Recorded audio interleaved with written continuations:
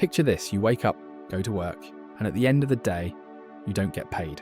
No cash, no check, nothing. Instead, you just get a ration card that says you can have some bread, maybe some potatoes, and if you're lucky, a bit of meat. Sounds insane, right? Well, the Soviet Union actually tried to make this happen, and for a brief moment in history, they came closer than you'd think. In 1917, a group of revolutionaries overthrew the Russian government and promised something nobody had ever seriously attempted before. A society without money. No rich people, no poor people, no banks, no bills. Just people working together, sharing everything, and living in perfect harmony. It was supposed to be paradise on earth. Spoiler alert, it wasn't. But the story of how they tried, and why it all fell apart, is way more interesting than you'd expect. So let's go back to 1917. Russia just went through one of the bloodiest revolutions in history. The Romanov dynasty is gone. The Bolsheviks, led by Vladimir Lenin, are now in charge. And they've got this idea straight out of Karl Marx's writings. Money is the root of all evil in society. Here's their logic, and honestly, it kind of makes sense if you don't think about it too hard. They believed that money creates inequality.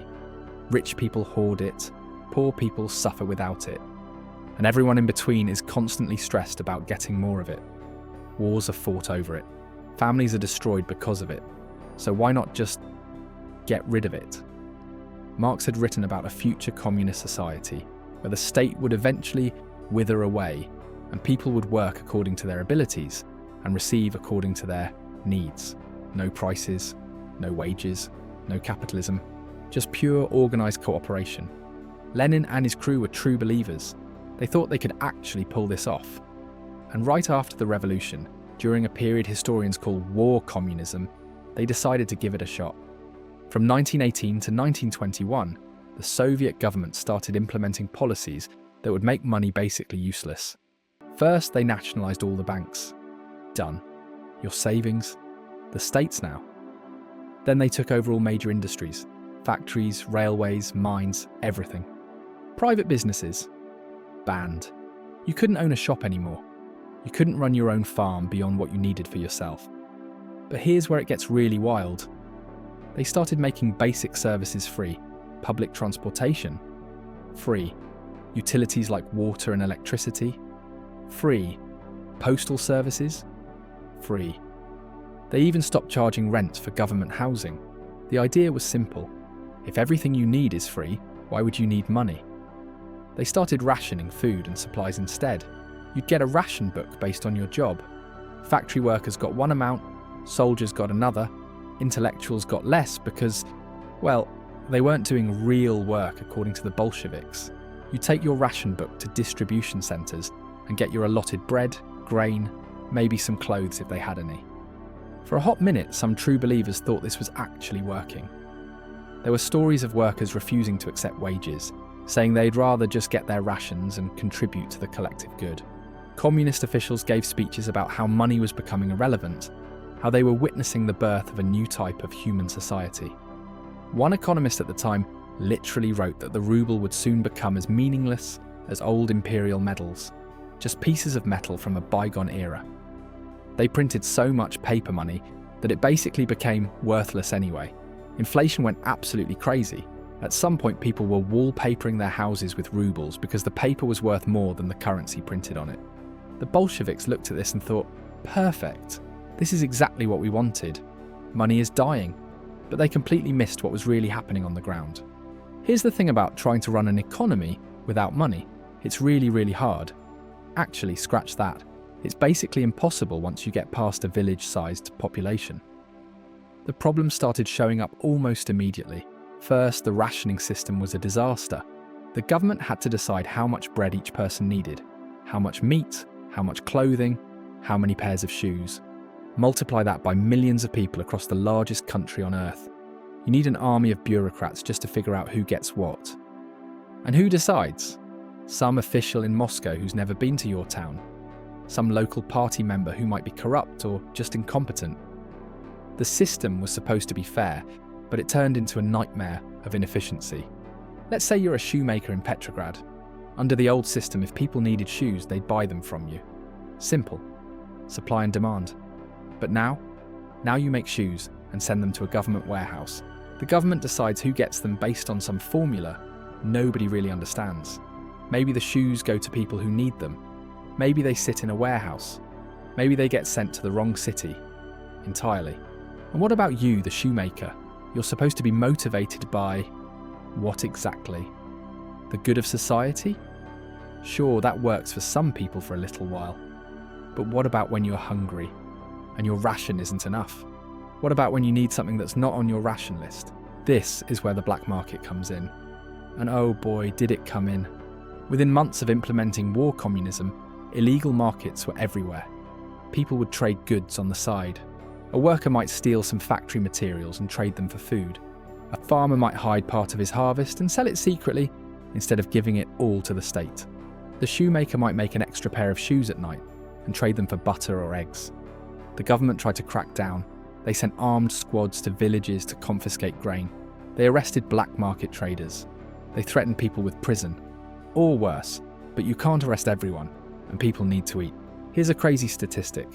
By 1920, experts estimate that more than half of all economic activity in Soviet Russia was happening in the black market.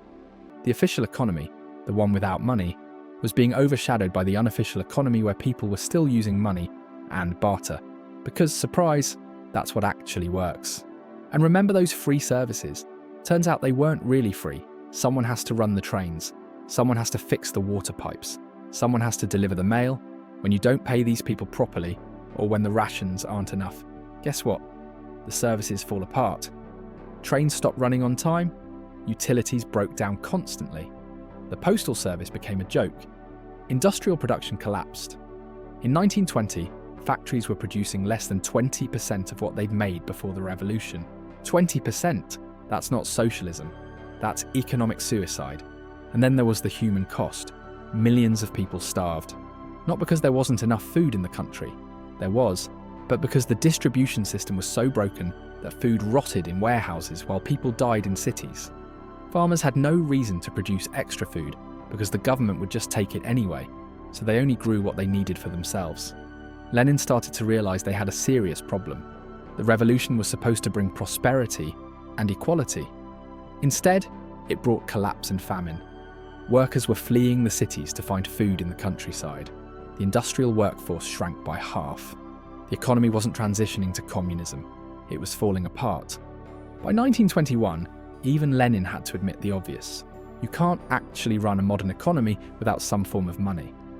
The moneyless society would have to wait. In March 1921, he announced the new economic policy, or NEP.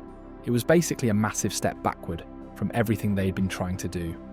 Private businesses, allowed again, at least small ones.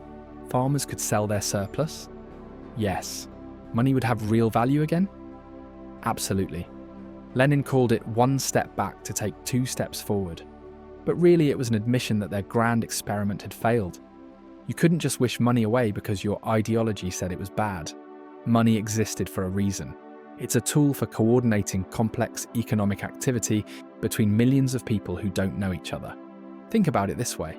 When you buy coffee, you don't need to know the farmer who grew the beans, or the person who roasted them, or the truck driver who delivered them.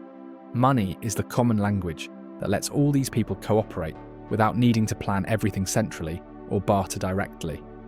It's not perfect, but it works way better than a bureaucrat in a distant capital trying to figure out how many cups of coffee everyone in the country should get. The NEP brought back a mixed economy. Not full capitalism, but not pure socialism either.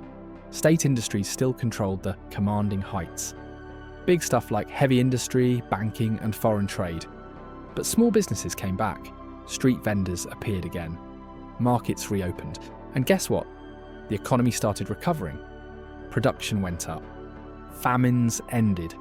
People could actually get the things they needed without waiting in endless lines or bribing officials. It wasn't perfect. There was still a lot of inequality, still a lot of government control, but it was better than the chaos of war communism. But here's the tragic irony. Just as the Soviet Union was admitting that maybe money wasn't so bad after all, Stalin came to power. And Stalin had different ideas. He launched a new campaign of collectivization and industrialization in the late 1920s that was even more brutal than war communism. He didn't try to eliminate money, he learned that lesson, but he did try to control every aspect of the economy through terror and central planning. Throughout the entire Soviet period after that, money existed, but it was weird money. You earned rubles, sure, but what could you buy with them?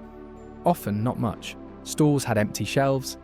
The good stuff was reserved for party members or required special connections.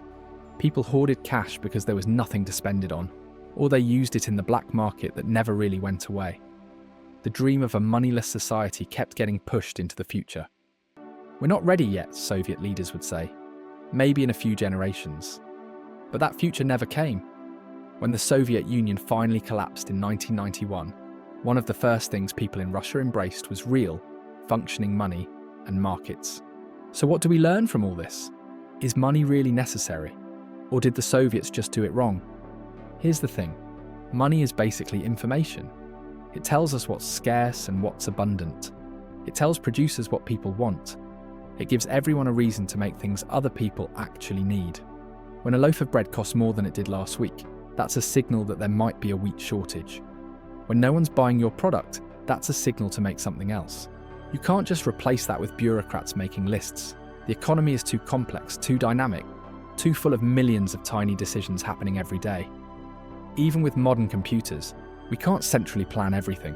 The Soviets tried with armies of statisticians and planners, and they failed. But, and this is important, just because the Soviet experiment failed doesn't mean money is perfect. We still see the problems Marx was worried about. People do go homeless while houses sit empty. People do go hungry while food gets thrown away. Billionaires do exist while others work 3 jobs and can barely survive. The lesson isn't capitalism good, socialism bad, or vice versa. The lesson is that trying to completely eliminate fundamental economic tools like money, prices, and markets leads to disaster. But also letting those tools run wild without any rules or safety nets creates its own disasters. Modern economies have mostly settled on a middle ground, markets and money for most things, but with regulations, safety nets, and public services for stuff that markets handle poorly. It's not as ideologically pure as either Marx or hardcore libertarians would like, but it kind of works. Most of the time. The Soviet moneyless dream was born from a genuine desire to fix real problems: inequality, exploitation, poverty. Those are still problems today, but the solution isn't to eliminate money any more than the solution to bad drivers is to eliminate cars. You need better systems, better rules, better ways to make sure the tools we use actually serve everyone. For a few chaotic years, the Soviet Union tried to build a society without money, without wages, without prices. They thought they could organize millions of people through pure planning and revolutionary spirit. They believed human nature would change once capitalism was gone. They were wrong. Human nature didn't change. The economy collapsed. People suffered. And eventually they had to bring money back because reality doesn't care about ideology. It's one of history's most ambitious social experiments and one of its most spectacular failures. But maybe that's okay.